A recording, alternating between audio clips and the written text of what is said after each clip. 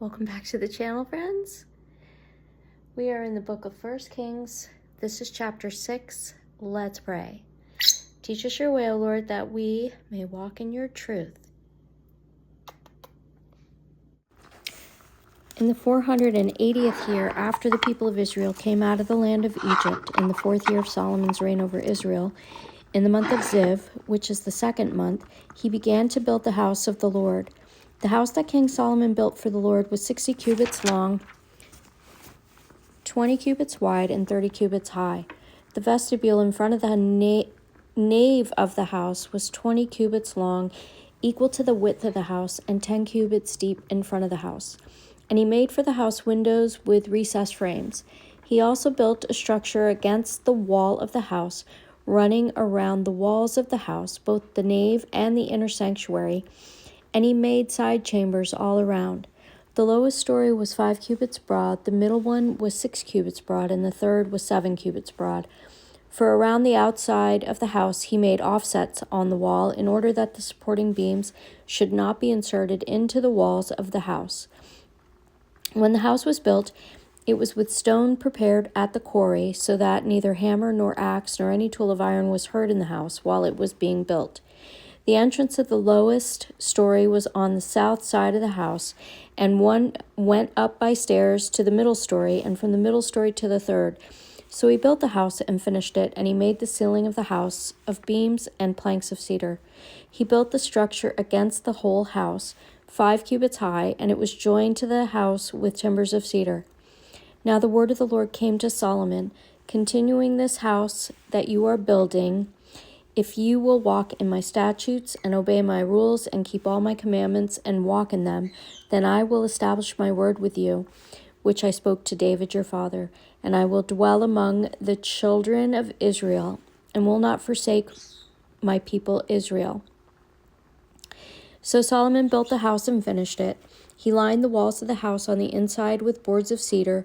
From the floor of the house to the walls of the ceiling, he covered them on the inside with wood, and he covered the floor of the house with boards of cypress. He built 20 cubits of the rear of the house with boards of cedar from the floors to the walls, and he built this within as an inner sanctuary, as the most holy place. The house, that is the nave in front of the inner sanctuary, was 40 cubits long. The cedar within the house was carved in the form of gourds and open flowers. All was cedar, no stone was seen. The inner sanctuary he prepared in the innermost part of the house to set there the ark of the covenant of the Lord. The inner sanctuary was 20 cubits long, 20 cubits wide, and 20 cubits high, and he overlaid it with pure gold. He also overlaid an altar of cedar.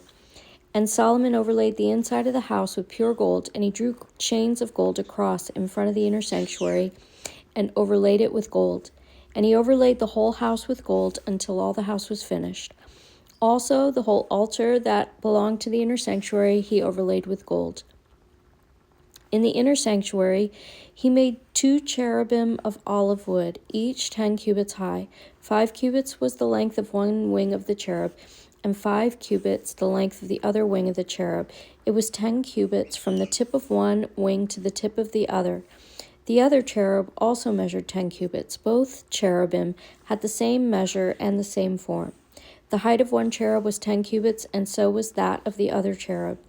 He put the cherubim in the innermost part of the house, and the wings of the cherubim were spread out, so that a wing of one touched the one wall, and a wing of the other cherub touched the other wall. Their other wings touched each other in the middle of the house, and he overlaid the cherubim with gold. Around all the walls of the house he carved engraved figures of cherubim and palm trees and open flowers in the inner and outer rooms. The floor of the house he overlaid with gold in the inner and outer rooms. For the entrance to the inner sanctuary he made doors of olive wood. The lintel and the doorpost were 5-sided. He covered the 2 doors of olive wood with carvings of cherubim, palm trees, and open flowers. He overlaid them with gold and spread gold on the cherubim and on the palm trees. So also he made for the entrance to the nave doorposts of olive wood in the form of a square, and 2 doors of cypress wood. The 2 leaves of the one door were folding, and the 2 leaves of the other door were folding. On them he carved cherubim and palm trees and open flowers, and he overlaid them with gold, evenly applied on the carved work. He built the inner court with 3 courses of cut stone and 1 course of cedar beams. In the 4th year, the foundation of the house of the Lord was laid in the month of Ziv, and in the 11th year, in the month of Bul, which is the 8th month, the house was finished in all its parts, and according to all its specifications. He was 7 years in building it. May God bless the reading of his word.